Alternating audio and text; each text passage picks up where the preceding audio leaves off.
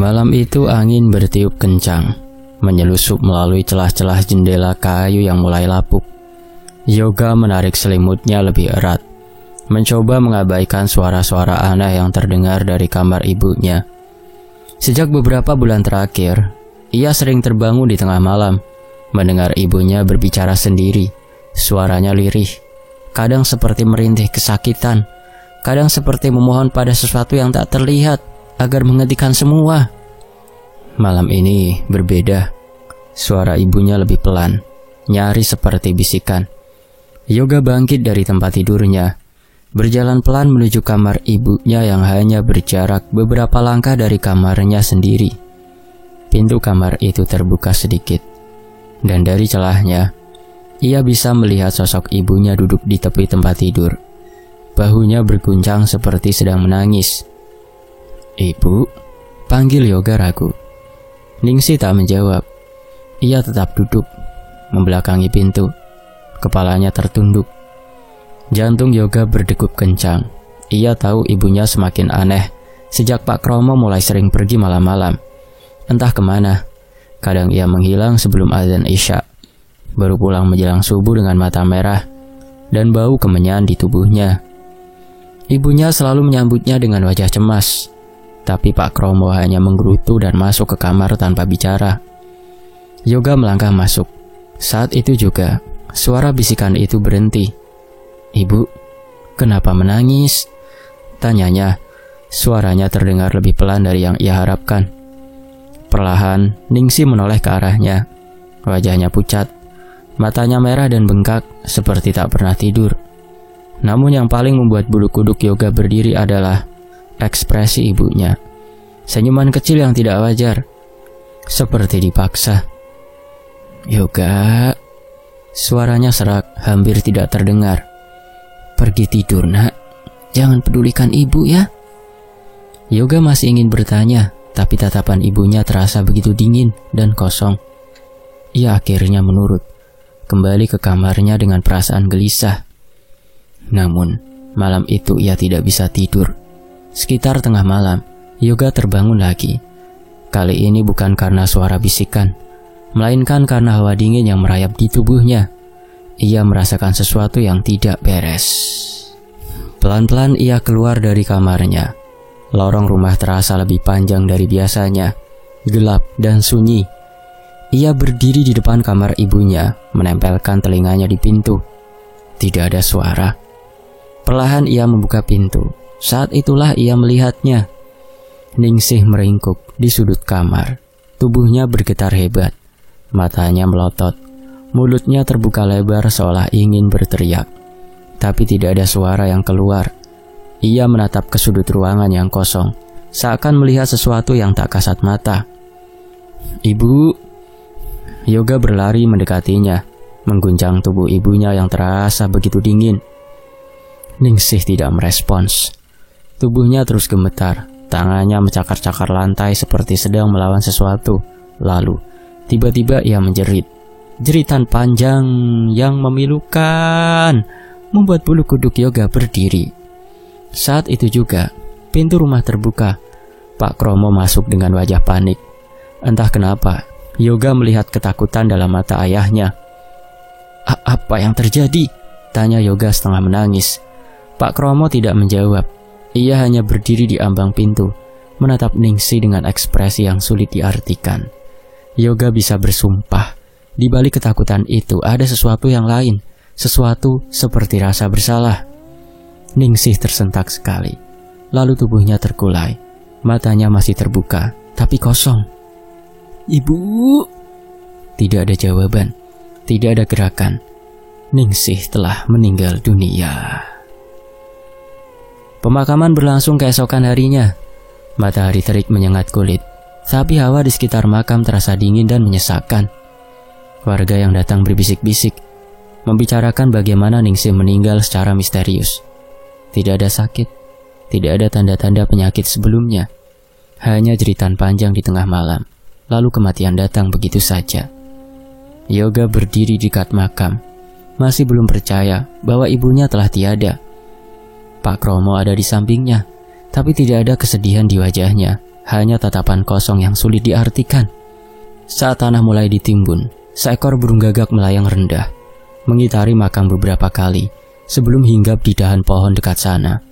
Suaranya serak, seperti mengabarkan sesuatu yang buruk. Tak hanya itu, ada bau anyir yang menyelimuti area pemakaman. Beberapa orang menutup hidung, berbisik-bisik satu sama lain. Kamu nyium bau ini enggak? Bau amis, bisik seorang pada temannya. Iya, kayak bau darah, temannya menjawab, suaranya gemetar. Pak Kromo tambah gelisah, matanya melirik ke kiri dan kanan, seolah takut sesuatu akan muncul dari dalam tanah.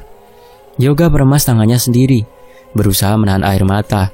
Dalam hatinya ia tahu ada sesuatu yang tidak beres dengan kematian ibunya, dan ia berjanji ia akan mencari tahu kebenarannya. Sejak kematian Ningsih, hidup Pak Kromo berubah drastis. Warung kelontongnya yang dulu sepi pembeli, kini selalu ramai. Bahkan pelanggan yang dulu jarang datang, kini hampir setiap hari berbelanja. Entah dari mana asalnya. Rak-rak di warung yang dulunya kosong kini selalu penuh dengan stok barang baru. Weh, Pak Kromo sukses sekarang ya, ucap salah satu warga saat melihat warung itu makin besar. Padahal dulu warungnya hampir bangkrut loh, timbal yang lain. Tidak hanya warung, Pak Kromo juga tiba-tiba punya banyak uang. Ia membeli motor baru, merenovasi rumah, bahkan sering mentraktir warga kopi di warung sebelah. Namun meski tampak dermawan, banyak yang merasa ada sesuatu yang janggal. Yoga yang masih dalam masa berkabung juga merasakan hal yang aneh di rumah. Malam-malam, ia kerap mendengar suara berisik dari kamar ayahnya. Saat ia mengintip, ia melihat ayahnya duduk di lantai dengan wajah serius, menghitung uang lembaran berwarna biru dan merah yang berserakan di depannya. Namun yang lebih mengerikan adalah keanehan yang mulai muncul di rumah itu. Jejak kecil yang misterius. Suatu pagi saat Yoga bangun lebih awal, ia melihat lantai rumah kotor oleh bekas jejak kaki kecil. Tapak kaki itu seperti milik anak-anak, tapi anehnya, jejak itu basah dan penuh lumpur. Yoga mengikuti jejak itu yang berakhir di depan kamar ayahnya. Ia ragu sejenak sebelum mengetuk pintu. "Pak," panggilnya. Tidak ada jawaban. Perlahan ia membuka pintu dan melihat sesuatu yang membuat darahnya berdesir. Lantai kamar bapaknya penuh dengan uang yang berserakan. Yoga mundur perlahan dan menutup pintu tanpa suara. Perasaannya semakin tidak tenang. Di warung Bu Parti, tukang jamu yang terkenal suka menggosip. Warga mulai membicarakan perubahan drastis dalam hidup Pak Kromo. Kalian sadar ndak? Sejak Ningsih mati, Kromo jadi tajir melintir, ujar Bu Parti dengan suara pelan tapi penuh arti. Iya, padahal dulunya ngeluh terus warungnya sepi.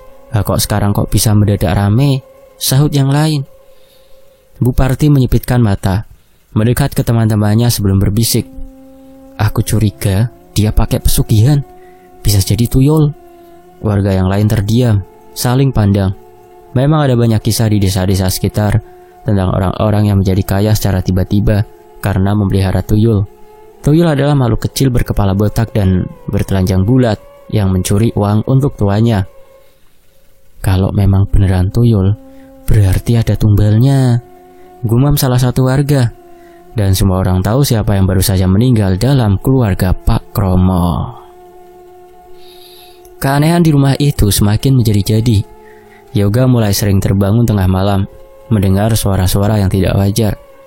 Kadang-kadang, ia mendengar suara cekikikan kecil, seperti suara anak kecil yang sedang bermain-main.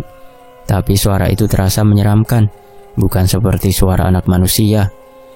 Ia pernah mengintip dari balik selimut, dan melihat sesuatu berkelebat di sudut ruangan. Sesosok kecil, bertubuh bulat, bergerak cepat menuju kamar bapaknya. Jantung Yoga berdebar kencang. Ia menarik selimutnya lebih cepat, memejamkan mata sambil berdoa dalam hati. Suatu malam, Yoga merasa curiga karena bapaknya kembali pergi diam-diam. Tidak ingin kehilangan jejak, ia mengikuti bapaknya dari jauh. Pak Kromo berjalan melewati jalan setapak yang menuju ke desa sebelah. Yoga terus mengikuti, hingga akhirnya ayahnya berhenti di depan sebuah rumah kecil di pinggir desa. Rumah itu tampak tua, dengan lampu minyak yang redup menyala di dalamnya. Aroma kemenyan dan dupa tercium di udara. Yoga bersembunyi di balik pohon, mengamati dari kejauhan. Seorang lelaki tua dengan wajah keriput dan mata cekung keluar dari rumah itu. Ia mengenakan sarung lusuh. Tubuhnya kurus dengan sorot mata tajam. "Dukun Rasman," bisik Yoga dalam hati. Dukun Rasman terkenal sebagai orang pintar yang bisa memberikan kekayaan instan.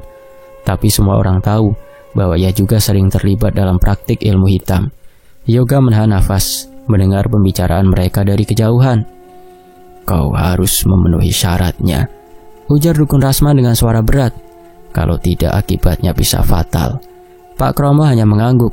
"Saya sudah siap, Ki. Saya tidak ingin miskin lagi." Yoga menggigit bibirnya. Dadanya berdebar keras. Sekarang ia tahu bapaknya telah melakukan sesuatu yang sangat kelam. Pagi harinya, kabar tentang Pak Kromo yang sering pergi ke rumah Dukun Rasman mulai menyebar di desa. Pada tahu nggak? Pak Kromo sering ke rumah Dukun Rasman. Jangan-jangan memang benar dia melihara tuyul. Kalian pernah lihat rumahnya?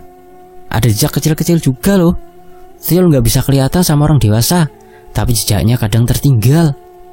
Bu Parti mengangguk penuh semangat. Aku sudah curiga dari awal kok. Sejak istrinya meninggal, dia kan mendadak kaya. Mungkin Ningsih itu tumbalnya. Warga mulai berbisik-bisik lebih keras. Kini mereka tidak hanya curiga, tapi juga mulai merasa takut. Bagi mereka, pesugihan tuyul bukanlah hal asing. Banyak cerita di desa tentang orang-orang yang menjadi kaya mendadak setelah kehilangan anggota keluarga secara misterius.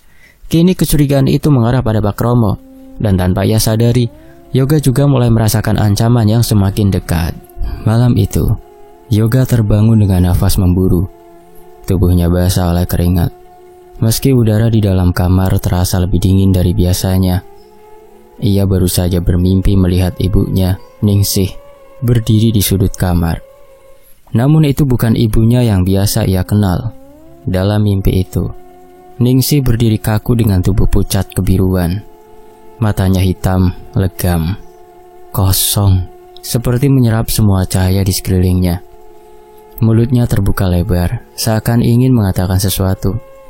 Tetapi tidak ada suara yang keluar. Yoga ingin berteriak, tapi suaranya tercekat di tenggorokan. Saat ia terbangun, bayangan itu masih ada di sudut kamar.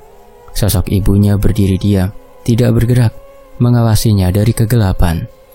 Yoga menutup mata rapat-rapat. Ketika ia membukanya lagi, sosok itu telah menghilang. Namun perasaan dingin itu masih tersisa di udara. Sejak saat itu, Yoga mulai sering memimpikan ibunya. Dalam setiap mimpi, Ningsih selalu muncul dengan wajah pucat dan mata gelap yang dipenuhi kesedihan. Ia tidak pernah berbicara langsung, tetapi selalu menunjuk ke arah kamar ayahnya. Suatu malam dalam mimpinya, Bu Ningsih berdiri di tengah warung, menggendong sesuatu yang kecil dan mengerikan. Tubuhnya seperti bayi, tapi wajahnya mengerikan dengan mata hitam dan gigi hitam yang mencuat keluar. "Tuyul," bisik suara Ningsih dengan lirih. "Pergi dari sini sebelum terlambat." Yoga terbangun dengan jantung berdebar keras. Ia mulai menyadari bahwa ada sesuatu yang mengerikan di rumah bapaknya. Tidak hanya mimpi. Rumah itu juga terasa semakin aneh. Setiap malam, hawa dingin merayap di seluruh ruangan, bahkan lebih dingin daripada udara luar. Seperti ada sesuatu yang menghisap kehangatan dari rumah itu. Dan yang paling mengerikan, setiap tengah malam, dari kamar ibunya yang kosong terdengar suara tangisan lirih. Pertama kali Yoga mendengarnya, ia mengira itu hanya suara angin. Namun semakin lama suara itu semakin jelas. Tangisan perempuan penuh kepedihan terdengar sepanjang malam. Suatu malam saat suara tangisan itu semakin menjadi, Yoga memberanikan diri membuka pintu kamar ibunya. Ruangan itu gelap dan berdebu, seperti tidak pernah dihuni lagi. Namun di tengah ruangan, ada sesuatu yang membuat tubuh Yoga membeku. Di cermin besar yang tergantung di dinding, samar-samar terlihat pantulan ibunya, berdiri diam dengan mata hitamnya, yang menatap langsung ke arahnya. Yoga membanting pintu dan berlari ke kamarnya. Jantungnya berdetak liar. Ia tahu ini bukan hanya perasaannya saja.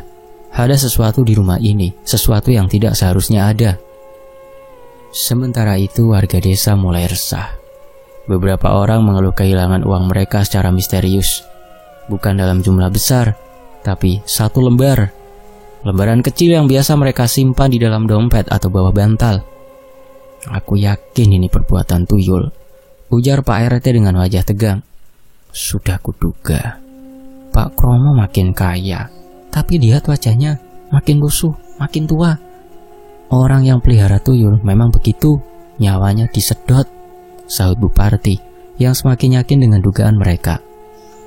Warga semakin yakin bahwa penyebab hilangnya uang mereka ada di rumah Pak Kromo. Mereka mulai memperhatikan gerak-gerik Kromo dengan lebih seksama.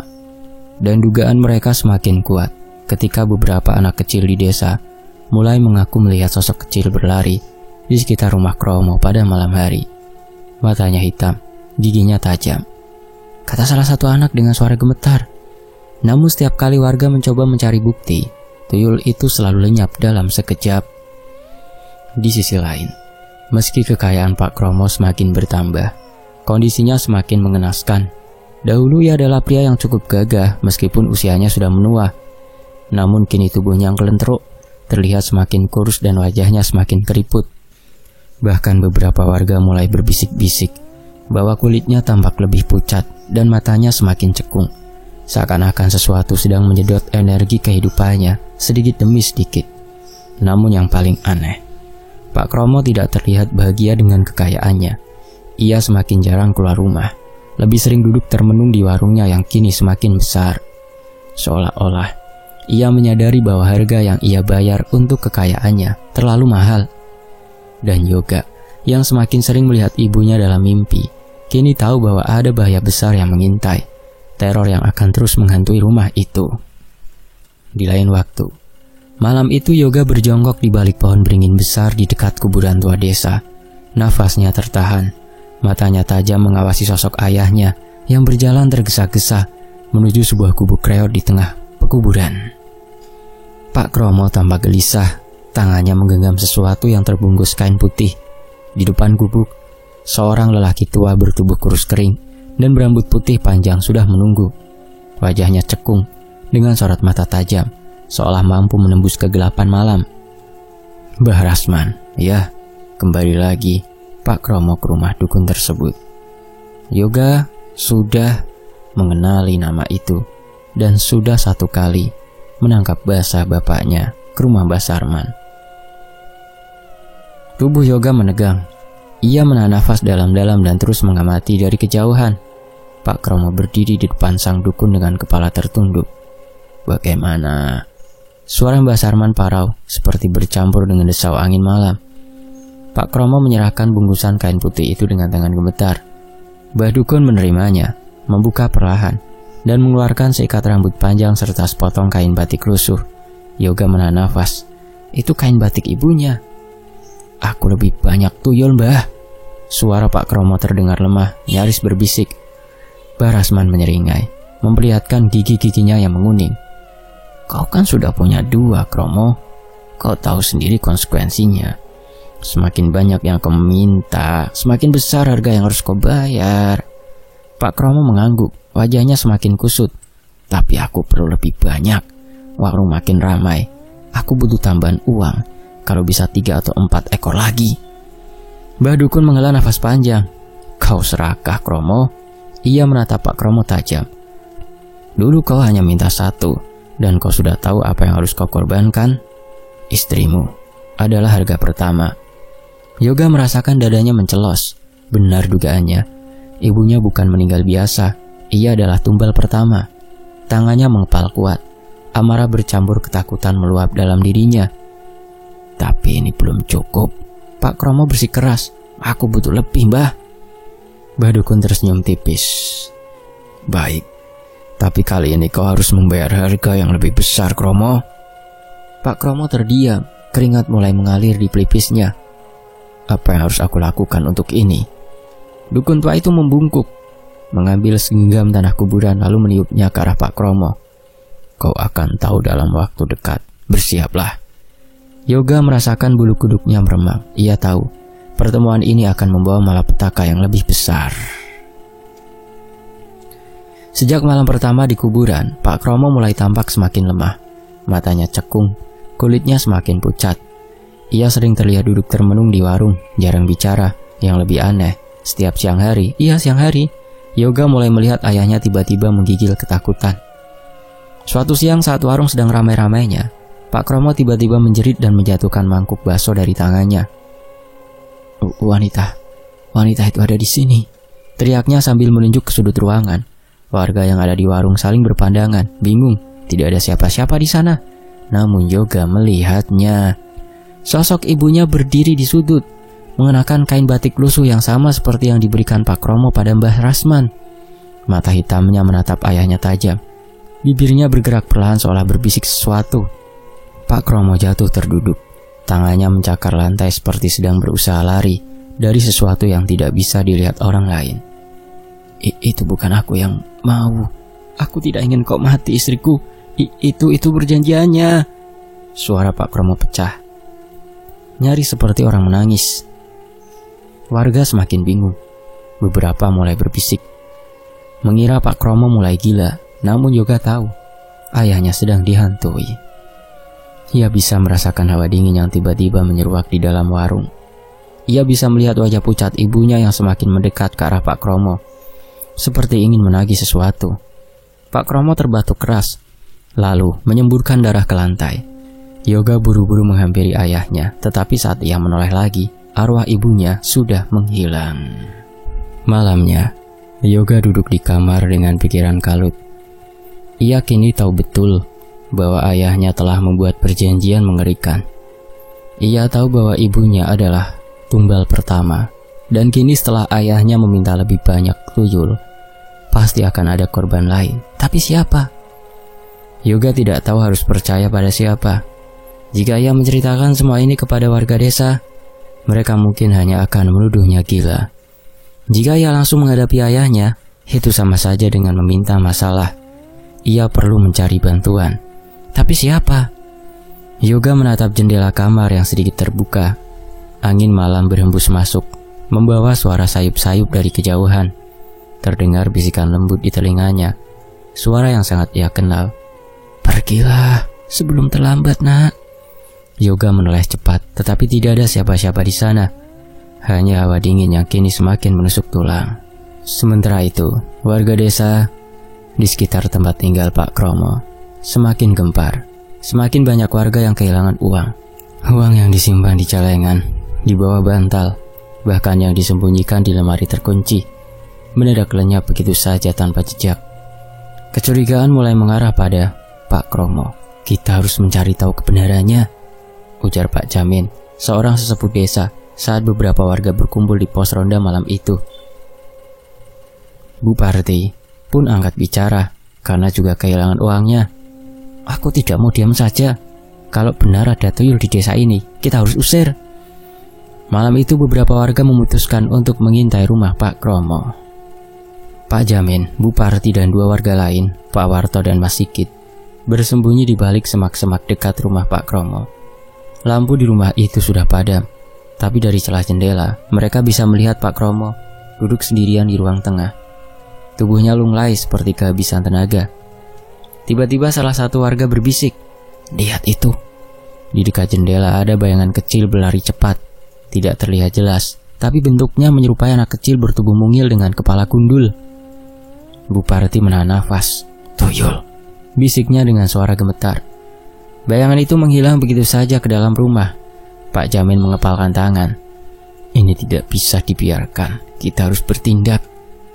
Keesokan harinya Bu Parti menemui Pak Rifai, seseorang yang mengerti hal gaib di desa sebelah. "Pak, kami butuh bantuan, Pak," katanya dengan suara khawatir. "Kami curiga ada pesugihan di desa ini, rumah Pak Kromo. Kami melihat sesuatu yang aneh, Pak." Pak Rifai menatap Bu Parti dengan serius. "Baik, jika benar ada gangguan seperti itu, kita harus melakukan pencegahan." Malam harinya, Pak Rifai datang ke rumah Pak Kromo bersama beberapa warga. Yoga yang sedari awal sudah merasa ada yang tidak beres dengan bapaknya, berdiri di depan rumah, ragu apakah harus membiarkan mereka masuk atau tidak. "Ada apa ini?" Suara Pak Kromo terdengar dari dalam rumah. "Kami ingin meruat rumah ini," kata Pak Rifai dengan tenang. Pak Kromo mendelik, wajahnya memerah. "Apa? Tidak ada yang ada di sini. Kalian semua menuduhku macam-macam. Tapi banyak warga kehilangan uang dan kami melihat sesuatu di rumah ini, seru Pak Jamin. Pak Kromo hendak mengusir mereka, tapi tiba-tiba suara tangisan bayi memenuhi ruangan. Bau anyir menyeruak, menusuk hidung semua orang yang ada di sana. Bu Parti menutup mulutnya, hampir muntah. Astagfirullah. Pak Rifai tetap tenang. Ia mulai membaca ayat-ayat suci Al-Quran. Suaranya menggema di seluruh ruangan. Pak Kromo mulai gemetar, matanya liar, tubuhnya kaku. Yoga menatap bapaknya dengan penuh kebingungan. Ia tahu ini bukan sekedar tuduhan. Ada sesuatu yang benar-benar salah di rumah ini. Setelah suasana sedikit mereda, Yoga mengumpulkan keberanian. Ibuku mungkin adalah tumbal pesugihan tuyul bapakku, katanya dengan suara bergetar. Semua orang menoleh padanya. Apa maksudmu, Yoga? Tanya Bu Parti.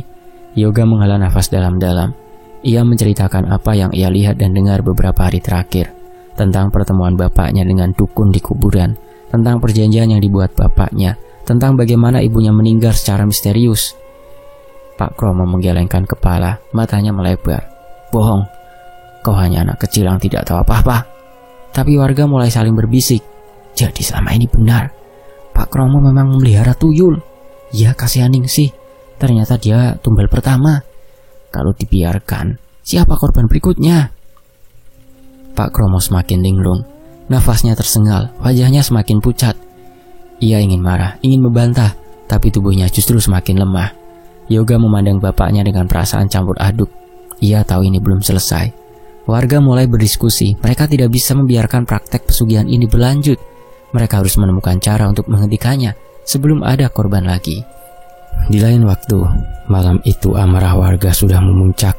Setelah mendengar kesaksian Yoga dan melihat keanehan yang terjadi di rumah Pak Kromo, mereka sepakat untuk menangkap si dukun pesugihan, dukun yang menjadi dalang dari semua ini.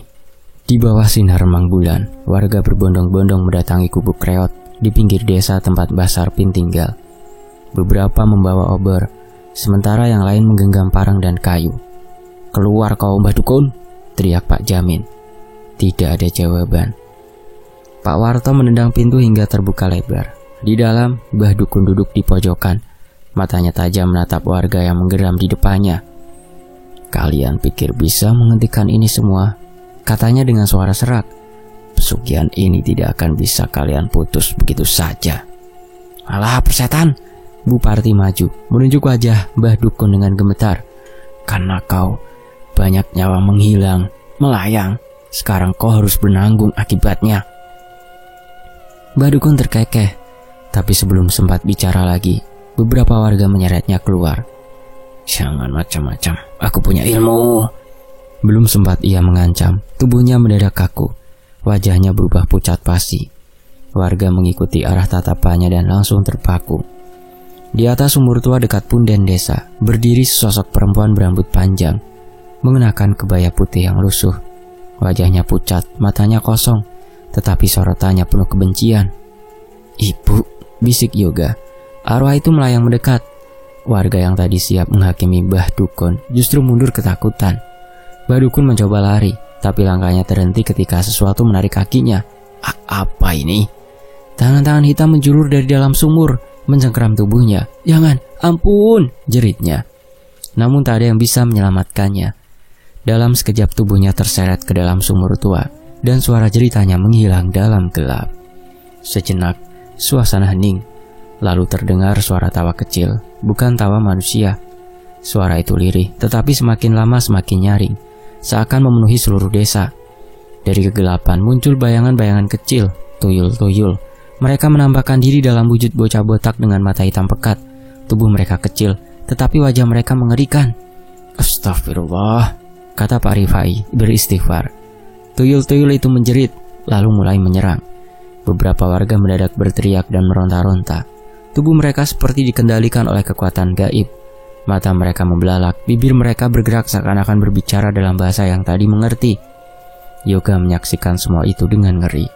Sementara itu, Pak Kromo yang sejak tadi diam, tiba-tiba berbalik dan berlari ke arah hutan, mencoba melarikan diri.